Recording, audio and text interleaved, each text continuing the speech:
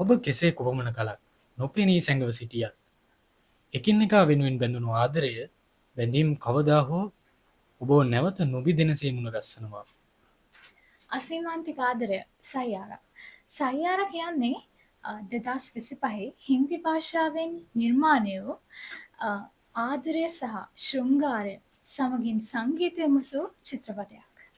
ඉතින් කතාව පැත්තට හැරුණොත් වාණි වගේම ක්‍රිෂ් කියන්නේ සංගීතය වෙනුවෙන්ම ජීවිතය කැප කරපු දෙන්නෙක්. ක්‍රිස් තමන්ගේ ගායකයෙකු වීමේ අභිලාෂය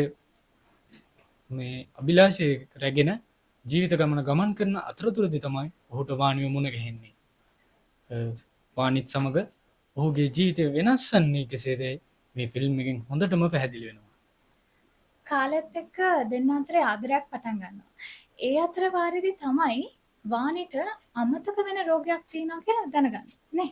ඔව් අනිවාර්යයෙන්. ඉතින් වාණිට අමතක වෙන රෝගයක් තියෙනවා වගේම වාණි ක්‍රිෂ්ව අතෑරලා යනවා.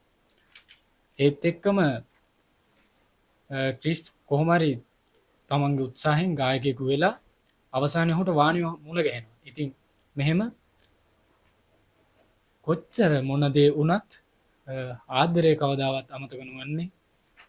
ඒ නිසා බව අපිට මතක වෙනවා. මේ රසබර කතාවට එකතු කරගන්න අපි තවත් අමුත් එක්ක ගෙන්නවා. ඔව් ජෙන්සි පරම්පරාවේ ෆිල්ම් ලව කෙනෙක්. හරියටම හරි. සිත්ම. ඉතින් කොහොමද? සයියාරා ෆිල්ම් එක බලවද? හොඳින් ඉන්නවා. ඔව් ඒ ෆිල්ම් එක මම බැලුවා. එතකොට මොකද හිතුනේ ෆිල්ම් එක ගැන? ඒ ෆිල්ම් එක හරි ලස්සන ෆිල්ම් එකක්. ටිකක් දුක හිතෙන කතාවක්. මට තා පොඩි ප්‍රශ්නයක් තියෙනවා. ඔයා ඒ ෆිල්ම් එකේ ආසම කරපු සොංග් මොකක්ද? දුන්.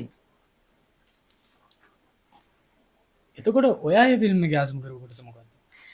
අර වාණි අහස දිහා බලාගෙන ක්‍රිෂ්ට කියන ලස්සනම දෙබසක් තියෙන්නේ. අන්න ඒ කොටසට තමයි මම ආසම කරේ. ඔයා ඒ ෆිල්ම් එක බලලා නැත්නම් අනිවාර්යයෙන්ම ගිහින් බලන්න. දැන් අපි ලස්සන සින්දුවක් ඉදිරිපත් කරනවා.